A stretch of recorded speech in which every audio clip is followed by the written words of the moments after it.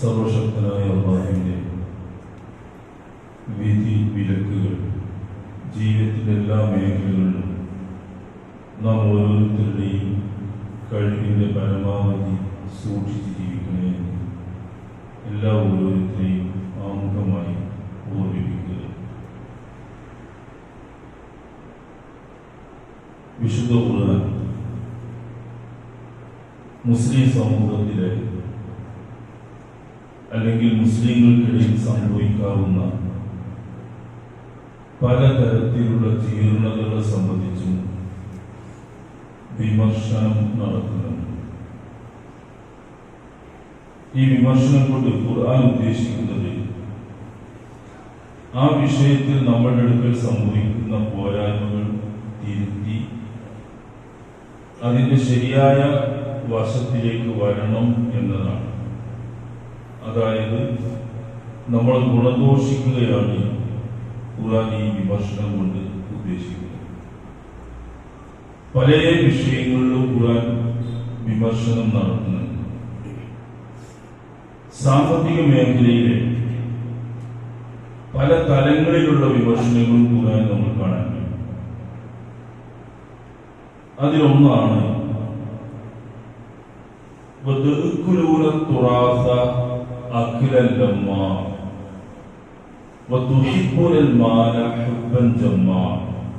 എന്ന ഒരു വിമർശനം. നിങ്ങൾ അനന്തര സ്വത്ത് ചേർത്ത് വെച്ച് തിന്നുന്നു എന്നാണ് ഉപയോഗിച്ചത്.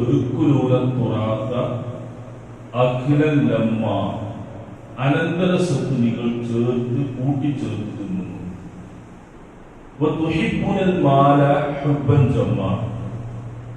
ധനത്തെ വല്ലാതെ നിങ്ങൾ സ്നേഹിക്കുകയും ചെയ്യും. ഇത് രണ്ടും വിമർശനമാണ്. ഈ അനന്തര സ്വത്ത് ഇസ്ലാമിന്റെ ദായക്രമം, സ്വത്ത് വെക്കുന്ന ക്രമം വളരെ കൃത്യവും അങ്ങേയറ്റം കണിശവുമാണ്. ഇസ്ലാമിക നിയമങ്ങളിൽ പല വിഷയങ്ങളിലും പണ്ഡിതന്മാർക്കിടയിൽ ചില അഭിപ്രായ വ്യത്യാസങ്ങളൊക്കെ, വീക്ഷണ വ്യത്യാസങ്ങളൊക്കെ ഉണ്ടാവും. അങ്ങനെ ചെയ്യേണ്ടതുണ്ടോ, അങ്ങനെ ചെയ്യേണ്ടതുണ്ടോ എന്നൊക്കെ ഉണ്ടാവും. എന്നാൽ ഏറ്റവും കുറഞ്ഞ അഭിപ്രായ വ്യത്യാസമുള്ള, തീരെ അഭിപ്രായ വ്യത്യാസം ഇല്ലെന്ന് പറയാവുന്ന വിധം കൃത്യമായും സൂക്ഷ്മമായും പണ്ഡിതന്മാർ പറയുന്ന ഒരു കാര്യമാണ്, വിശുദ്ധ ഖുർആന്റെയും സുന്നത്തിന്റെയും അടിസ്ഥാനത്തിൽ പറയുന്ന കാര്യമാണ് സ്വത്ത് ഓഹരി വെക്കുന്ന വിഷയത്തായ. കാരണം അതിൽ വലിയ അഭിപ്രായ വ്യത്യാസങ്ങൾ വന്നാൽ അത് ആളുകൾക്ക് സ്പർദ്ധ ഉണ്ടാക്കാൻ, പ്രശ്നം ഉണ്ടാക്കാനും, സൗഹൃദം തെറ്റാനും ഒക്കെ കാരണമാണ്. അതുകൊണ്ട് അതിൽ കൃത്യമാണ് ഖുർആനിലെ നിയമം. സൂറത്ത് നിസായിൽ 3-4 ആയത്തുകളിലായിട്ട് ആ നിയമങ്ങൾ മുഴുവനും ഖുർആൻ പറയുന്നുണ്ട്. വേറെ ഏതെങ്കിലും ഒരു മതത്തിൽ അല്ലെങ്കിൽ മതേതര സമൂഹത്തിൽ ഖുർആൻ പറയുന്നത് പോലെ കണിശമായും കൃത്യമായും ഈ വിഷയം പറയുന്ന ഒരു മതവുമില്ല. നമ്മുടെ നാട്ടിൽ ഒരുപാട് മതങ്ങളുണ്ട്, ജാതി വിഭാഗങ്ങളുണ്ട്. അവർക്ക് ഈ ദായക്രമത്തിൽ സ്വത്ത് ഓഹരി വെക്കുന്ന വിഷയത്തിൽ കീഴ്വഴക്കങ്ങൾ, സമ്പ്രദായങ്ങൾ, ആചാരങ്ങളൊക്കെയാണ് ഉള്ളത്. എന്നാൽ നമ്മളുടെ അങ്ങനെയല്ല.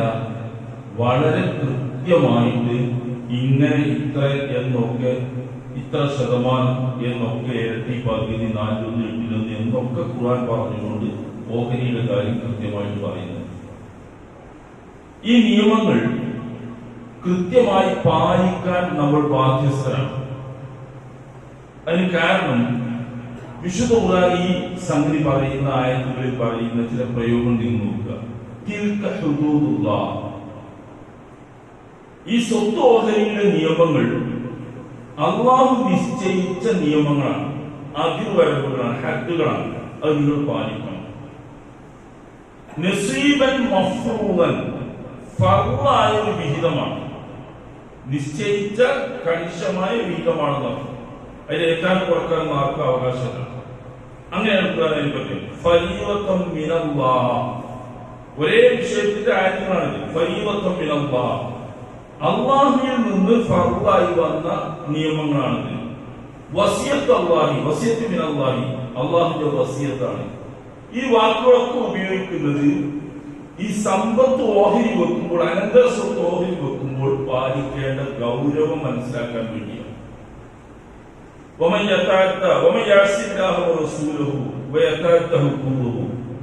അതിന് തുറന്നു വരുന്നതായിട്ട് നിങ്ങൾ ആരെങ്കിലും അല്ലാഹുവിനെയും റസൂലിനെയും ധിക്കരിക്കുകയും അള്ളാഹു നിശ്ചയിച്ച നിയമപരിധികൾ ലംഘിക്കുകയും ചെയ്താൽ അവനെ നരകത്തിൽ പ്രവേശിപ്പിക്കും. അതാണോ ശിക്ഷ? അതിന്റെ പേരിൽ കൃത്രിമം കാണിച്ചാൽ അവനെ നരകത്തിൽ പ്രവേശിപ്പിക്കും. ഖാലിദൻ ഫീഹാ, നിത്യവാസിയായിരിക്കും അവൻ അതിൽ. വലഹു അദാബുൻ മുഹീൻ, അവന് നിന്ദ്യമായ ശിക്ഷയുണ്ടായി. ഈ വിശേഷണങ്ങളൊക്കെ വന്നത് ഈ വിഷയത്തിൽ കൃത്രിമം കാണിച്ച് അങ്ങോട്ടും ഇങ്ങോട്ടും കാണിക്കുന്നതിനെ സംബന്ധിച്ച് വളരെ ഗൗരവത്തിൽ കാണും. നമ്മുടെ സമൂഹത്തിന്റെ ഇടയിൽ ഈ വിഷയത്തിലൊക്കെ പല പ്രശ്നങ്ങളുണ്ട്. ഇവിടെ പറഞ്ഞ ഭാഗം സ്വത്ത്, അനന്തര സ്വത്ത് അന്യായമായി ചേർത്ത് കൂട്ടിച്ചേർത്ത് ആരാധനയിൽ കൂട്ടിച്ചേർത്ത് തെക്കുലൂന തുറാസ, നിങ്ങൾ തിന്നു കളയുന്നു എന്ന വിമർശനമാണ്. ഇത് ശ്രദ്ധിക്കേണ്ട ഒരു കാര്യം, നമ്മുടെ ഇടയിൽ നടക്കുന്ന ഒരു അശ്രദ്ധ അല്ലെങ്കിൽ അറിവില്ലായ്മ, വേറെ ചില കാരണങ്ങൾക്ക് സംഭവിക്കുന്ന ഒരു കാര്യം. ഒരു വ്യക്തി മരിച്ചു കഴിഞ്ഞാൽ അയാളുടെ സ്വത്ത്, ഉദാഹരണമായിട്ട് പിതാവ് ബാപ്പ മരിച്ചാൽ അതിന്റെ അവകാശികളായി സ്വാഭാവികമായിട്ട് വരുന്ന ആളുകളാണ് അയാളുടെ ഭാര്യ വരും, അയാളുടെ മക്കൾ വരും, മാതാപിതാക്കളുണ്ടെങ്കിൽ അവർ വരും, ചിലപ്പോഴൊക്കെ സഹോദരങ്ങൾക്ക് വരും. ഇതൊക്കെയാണ് അതിന്റെ അടുത്ത ബന്ധുക്കളായി വരുന്ന ആളുകൾ. ഈ അവകാശികളാണ് മരിക്കുന്നതോടുകൂടി സ്വത്തിന്റെ അവകാശികൾ. ഇദ്ദേഹത്തിന് അതിന്റെ അവകാശമൊന്നുമില്ല. ഒരാളുടെ ആത്മാവ് പിരിയുന്നതോടുകൂടി ആ സ്വത്തിന്മേൽ അയാൾ എത്ര സമ്പാദിച്ചു, എങ്ങനെ കഷ്ടപ്പെട്ടതാണെങ്കിലും ആ സ്വത്തിന്മേലുള്ള അധികാരം അയാൾക്ക് നഷ്ടപ്പെടും. പിന്നെ അയാൾക്ക് അതിനൊന്നുമില്ല. അയാൾക്ക് പിന്നെ അവകാശപ്പെടാവുന്ന ഒരു കാര്യം, അയാളുടെ ജനാസയുമൊക്കെ ആയി ബന്ധപ്പെട്ട ചെലവുകൾ വരാം. ആ ചെലവുകൾക്ക് അയാൾക്ക് അതിന് ഉപയോഗിക്കാം എന്നല്ലാതെ അയാളുടേതല്ല ആ സ്വത്ത്.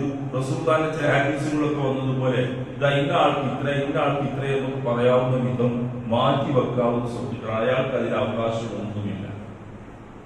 ഈ സ്വത്ത് പിന്നീട് എന്താ ചെയ്യേണ്ടത്? ഇയാളുടെ മരണശേഷം രണ്ട് കാര്യങ്ങൾ അതിനൊന്ന് ശ്രദ്ധിക്കേണ്ടത്. ഒന്ന്, അയാൾക്ക് കടബാധ്യത ഉണ്ടെങ്കിൽ ആ സ്വത്തിൽ നിന്ന് വീട്ടണം.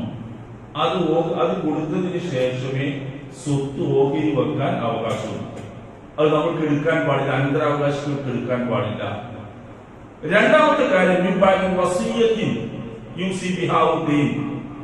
രണ്ടാമത് വസിയത്തായിട്ട് വല്ലതും അദ്ദേഹം ചെയ്തു വെച്ചിട്ടുണ്ടെങ്കിൽ ആ ബാധ്യതയും കൂട്ടണം. കടബാധ്യതയും കൂട്ടണം, വസിയത്തും കൂട്ടണം. അത് അനന്തരാവകാശികൾക്ക് അവകാശപ്പെട്ടതല്ല, അത് കടബാധ്യത ഉള്ളവർക്ക് ആ കടബാധ്യത കൂട്ടണം. വസിയത്ത് ചെയ്തിട്ടുണ്ടെങ്കിൽ 3 വരെ വസിയത്ത്, അകാത്ത് ചെയ്തിട്ടുണ്ടെങ്കിൽ ആ വസിയത്ത് കൂട്ടണം. ബാക്കിയുള്ളതാണ് അനന്തര സ്വത്തായിട്ട് അവകാശികൾക്ക് വിഹിതം വെക്കേണ്ടത്. ഇതില് നമ്മുടെ നാട്ടിൽ നടക്കുന്ന ഒരു കാര്യം, മരിച്ച ആളുടെ സ്വത്ത് അനന്തരാവകാശികൾ ഓഹരി വെക്കാൻ കാലതാമസമില്ല. നമ്മുടെയൊക്കെ നാട്ടിൽ നടക്കുന്ന സംഗതി, നമ്മുടെയൊക്കെ പരിസരത്ത് നടക്കുന്ന കാര്യം, സ്വത്ത് ഓഹരി വെക്കാൻ കാലതാമസം വരുന്നു.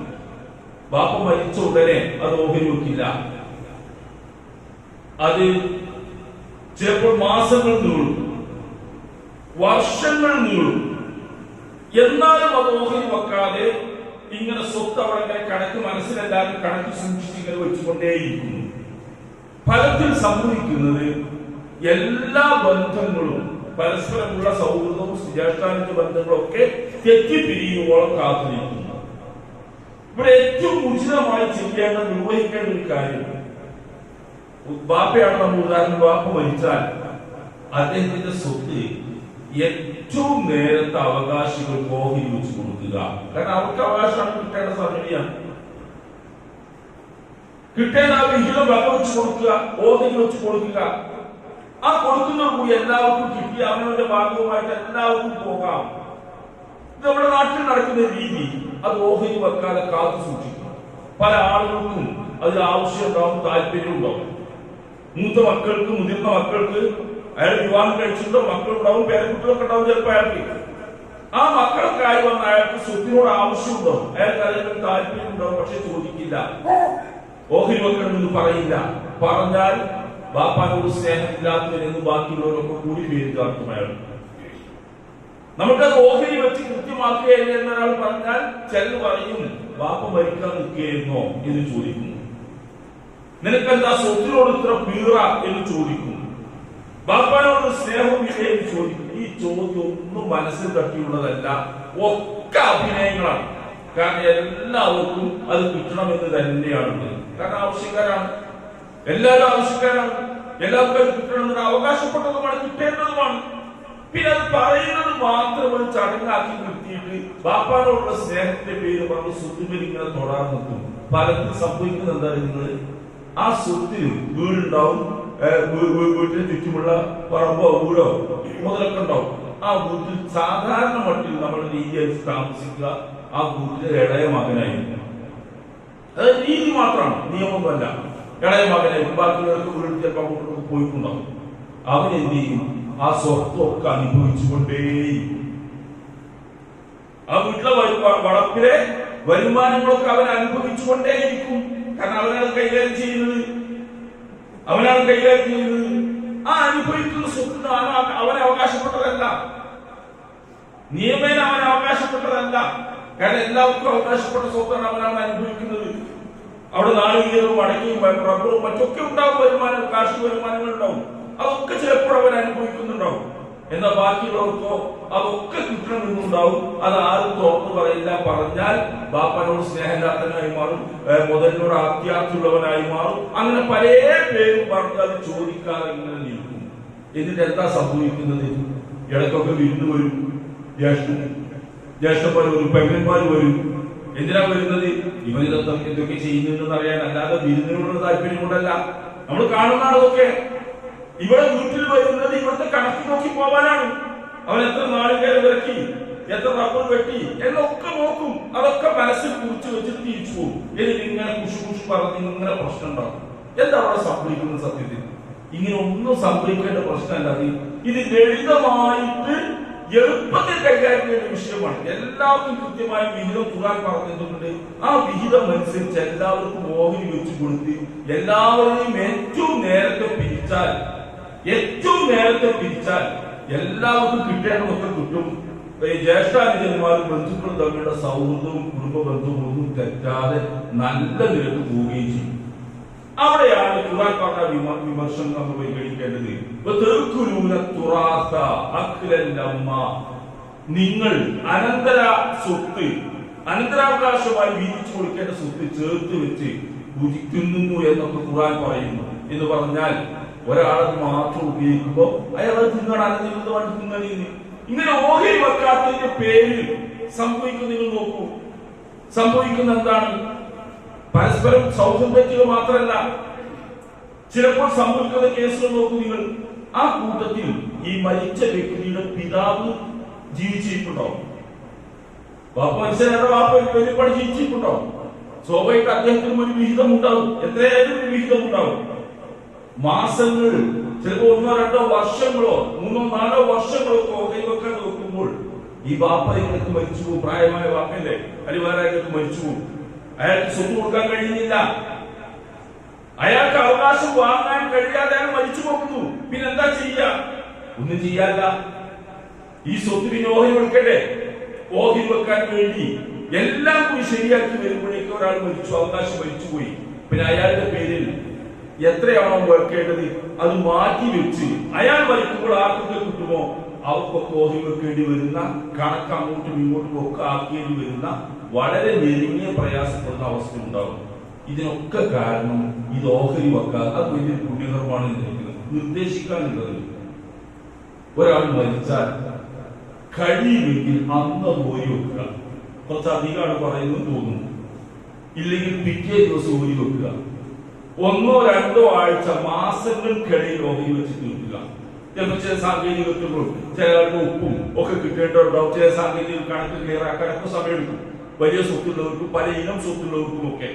അതൊക്കെ ഏറ്റവും നേരത്തെ പരിഹരിച്ച് ഈ മക്കൾ തന്നെ, അവകാശികൾ തന്നെ സൗഹൃദത്തിൽ അതൊക്കെ തീരുമാനിച്ചു പോയി വെച്ച് കഴിഞ്ഞാൽ വളരെ സന്തോഷവും എല്ലാവർക്കും കിട്ടേണ്ടതൊക്കെ കിട്ടുകയും ചെയ്യും.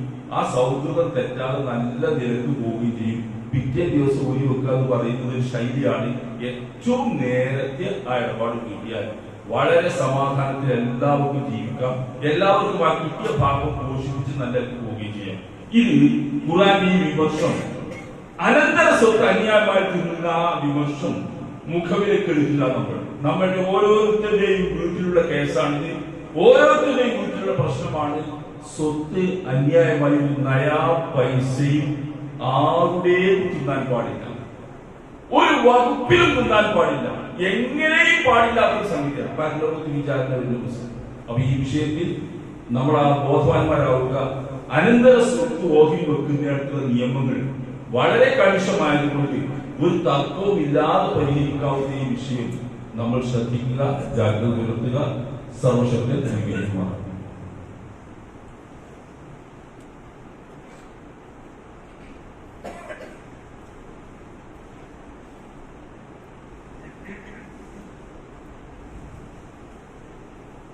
അൽഹംദുലില്ലാഹ്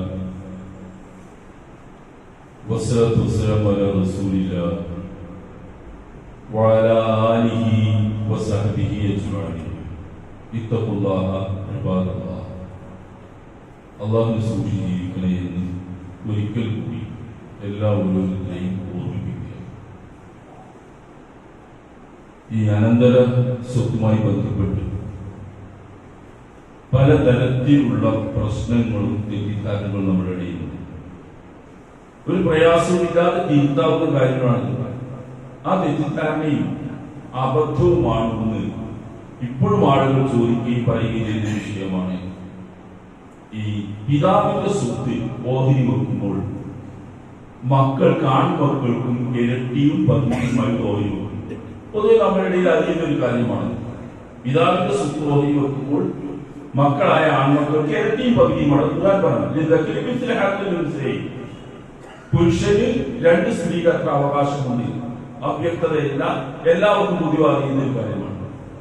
എന്നാൽ ഏത് വിധത്തിലാണെന്ന് അറിയില്ല, നമ്മുടെ പ്രചാരത്തിൽ ഒരു ആശയം, ഉമ്മയാണെങ്കിൽ മരിച്ചത്, ഉമ്മയാണ് മരിക്കുക, മാതാവാണ് മരിച്ചത് എങ്കിൽ ആ സ്വത്ത് മക്കൾക്ക് തുല്യമായി വീഴിക്കണമെന്ന് ഏതോ ഒരു തെറ്റിദ്ധാരണ നമ്മുടെ ഇടയിൽ കടന്നുപോയി.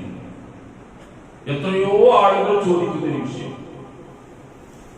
മാതാവിന്റെ സ്വത്ത് മക്കൾക്ക് ഇരട്ടിയും പകുതിയുമല്ല, ആൺപെണ്ണോഹരിയല്ല, എല്ലാവർക്കും തുല്യമാണ് എന്നൊരു ധാരണ പൊതുവെ നമ്മുടെ ഇടയിലുണ്ട്. ആ ഒരു ധാരണക്ക് ഒരു അടിസ്ഥാനവുമില്ല, ഒരായത്തിലുമില്ല, ഒരു ഹദീസിലുമില്ല. മറിച്ചുള്ളത് മാതാപിതാക്കളും ബന്ധുക്കളും വിട്ടേച്ചു പോകുന്ന സ്വത്തിൽ അത് മക്കൾക്ക് ആണിന്റെ ഇരട്ടി പകുതി, പെണ്ണിന്റെ ഇരട്ടി ആണിന്, പെണ്ണിന്റെ ഇരട്ടി ആണിന് എന്നാണ് ഖുർആൻ ഉപയോഗിച്ചത്. ഇതൊക്കെ മനസ്സിലായി. അതാണ് അതിന്റെ നിയമം. ഇത് അറിയാത്തത് കൊണ്ടാകാം അതിന് ആൾക്കാർ, പല ആൾക്കാർക്ക് ഈ നിയമം അറിയില്ല. അതുകൊണ്ട് മനസ്സൊത്ത് ഒപ്പാപ്പം തുല്യമായിട്ട് ഓരി വെക്കണം. അതിന് അങ്ങനെ നിയമമല്ല, അങ്ങനെ വാങ്ങാനും പാടില്ല. നാട്ടു നടപ്പല്ല ഇതിന്റെ വിഷയം. നമ്മളെ സംബന്ധിച്ച് അള്ളാഹുവിന്റെ ഖുർആൻ ആ വിഷയത്തിൽ എന്ത് പറയുന്നു എന്നതാണ് വിഷയം. അള്ളാഹുവിന്റെ റസൂൽ എന്ത് പറയുന്നു എന്നതാണ്. നമ്മൾ വിശ്വാസികളാണ്, മുഅ്മിനുകളാണ്. നമ്മുടെ നിയമം നമുക്ക് സ്വന്തം ഉണ്ടാക്കാൻ പാടില്ല. നമുക്ക് നിയമങ്ങൾ ഖുർആനും ഹദീസും പറഞ്ഞതാണ്. നമുക്ക് അതിനനുസരിച്ച് നിൽക്കുന്നവരാണ് മുഅ്മിനുകൾ. നമുക്ക് ഇഷ്ടമുള്ളതൊക്കെ അങ്ങനെ ആയാൽ നന്നായിരുന്നു, ഇവരൊക്കെ സ്വർഗത്തിലായാൽ നന്നായിരുന്നു, മറ്റൊരു നരകത്തിലായിരുന്നു, നമ്മൾ ആലോചിച്ചിട്ട് കാര്യമില്ല. അതൊക്കെ അള്ളാഹുവിന്റെ തീരുമാനമാണ്. ആ തീരുമാനത്തിന് വിധേയമായിട്ട് ആ കാര്യങ്ങളൊക്കെ നടക്കും. അപ്പൊ ആ വിഷയത്തിൽ ഒരു തെറ്റിദ്ധാരണയാണ് അത്. ഇതുപോലെ ഒരുപാട് അബദ്ധങ്ങൾ ചെയ്യുന്നു ഈ വസിയത്ത് ചെയ്യുന്ന ആളുകൾ. ന്യായമായ നിയമം അനുസരിച്ച് ചെയ്യാം. പക്ഷെ ചെയ്യാൻ ചില ആളുകൾ നമ്മുടെ നാട്ടിൽ കാണുന്നത് ഒന്നിലധികം ഭാര്യമാരുണ്ടോ. നിങ്ങൾ സ്വത്ത് അന്യായമായി തിന്നുന്ന രീതികളാണൊക്കെ. ഒന്നിലധികം ഭാര്യമാരുള്ളവരുണ്ടോ. ഒരു ഭാര്യക്കും മക്കൾക്കും മാത്രമായിട്ട് സ്വത്ത് എഴുതി വെക്കുന്നു ചിലർ, തന്റെ കാലശേഷം കിട്ടാൻ വേണ്ടി. മറ്റേ ഭാര്യക്കും മക്കൾക്കും ഒരു വീതവും കിട്ടില്ല. കാരണം അവർക്ക് അവകാശപ്പെടാൻ ഇയാളുടെ സ്വത്ത് വേണ്ടേ. അയാൾക്ക് ഇഷ്ടമില്ലാത്ത അല്ലെങ്കിൽ ഏതെങ്കിലും കാരണങ്ങൾ കൊണ്ട് ആ ഭാര്യയും മക്കളെ മാറ്റി ചില സംഭവങ്ങളൊക്കെ നമ്മളുടെ ഉണ്ട്. ഇങ്ങനെയൊക്കെ പ്രശ്നം, ഇതൊന്നും ശരിയല്ല, ഹറാമാണ്. അതൊക്കെ ഹറാമാണെന്ന് മാത്രമല്ല, അങ്ങനെ ആ സ്വത്ത് ചെയ്തു വെച്ചാൽ പോലും ഉപയോഗിക്കാൻ പാടില്ല. കാരണം വിശുദ്ധ ഖുർആൻ വസിയത്തിനെ പറ്റി ആ വിഷയത്തിൽ തന്നെ പറഞ്ഞ വിഷയത്തിൽ സ്വത്ത് വഹിക്കുന്നത് പറഞ്ഞത് ഉപദ്രവകരമായ രീതിയിൽ വസിയത്ത് ചെയ്യാൻ പാടില്ല എന്നാണ്. ഉപദ്രവകരമായ വിഷയത്തിൽ ഉപദ്രവകരമായിട്ട് ആരെങ്കിലും വസിയത്ത് ചെയ്താൽ അത് പാലിക്കാൻ ബാധ്യതയില്ല എന്നാണ്. സ്വത്ത് ഒഴിവെക്കുന്ന ആളുകൾക്ക് ആ നിയമം പാലിക്കേണ്ടതില്ല. കാരണം ഉപദ്രവകരമായ വസിയത്താണ്, ന്യായമായിട്ട് എന്താണോ അത് നടപ്പാക്കേണ്ടത് എന്നാണ്. അത്ര കൃത്യവും കണിശവുമായ നിയമമാണ് ഇസ്ലാമിന്റെ ഈ ദാരിദ്ര്യവും സ്വത്തുവരിക്കുന്ന ഈ വിഷയമൊക്കെ. ഇതിലൊക്കെ നമ്മുടെ ഇടയിൽ വരുന്ന ശ്രദ്ധ കുറവ്, അല്ലെങ്കിൽ അറിവില്ലായ്മ, അതുമല്ലെങ്കിൽ നാട്ടു നടപ്പൊക്കെയാണ് ശരി എന്ന ധാരണ, ഇതിന്റെ പേരിൽ നടക്കുന്ന പല പ്രശ്നങ്ങളുണ്ട്. അതിൽ രണ്ട് ഭാഗമാണ്. ഒന്ന്, ഹറാം തിന്നുന്നു എന്നൊരു ഭാഗം വരുന്നു, ഹറാം തിന്നാൻ പറ്റില്ല നമുക്ക്. രണ്ടാമത്തത്, അതിന്റെ ഫലമായിട്ട് കുടുംബങ്ങൾക്കിടയിൽ വഴക്കും ചിത്രതയും അടിപിടിയും കൊലപാതകവും ഒക്കെ അടക്കം നടക്കുന്ന വിഷയമായി മാറുന്നു. ഇതൊക്കെ ഒഴിവാക്കാൻ ഏറ്റവും നല്ല മാർഗം, ഏറ്റവും നേരത്തെ ഖുർആനും ഹദീസും അനുസരിച്ച് സ്വത്ത് അവകാശികൾക്കാണ് വിധിച്ചു കൊടുക്കുക. അന്യായമായ വസീയത്തുകളൊന്നും പാലിക്കുകയും കൈകരിക്കുകയും ചെയ്യാതെയും ഇരുന്നാൽ വളരെ മാന്യമായിട്ട് അനന്തരാവകാശികൾക്ക് സമാധാനത്തോടുകൂടി ജീവിക്കാം. ആ വാപ്പാനോട് എല്ലാവർക്കും ബഹുമാനവും സ്നേഹവും ഉണ്ടാവുകയും ചെയ്യും. ഇതല്ലാത്തൊരവസ്ഥ വരുമ്പോൾ അതിന്റെ പ്രത്യാഘാതങ്ങൾ വ്യാപകമായിട്ട് തലമുറകളിൽ നിൽക്കും. അതൊക്കെ ശ്രദ്ധിക്കുക. സർവശക്തനായ അല്ലാഹു അവന്റെ നിയമങ്ങൾ ശരിയാം വിധം മനസ്സിലാക്കി അത് പാലിച്ച് ജീവിക്കാൻ നമ്മൾക്ക് എല്ലാവർക്കും തൗഫീഖ് ചെയ്ത് അനുഗ്രഹിക്കുമാറാവട്ടെ.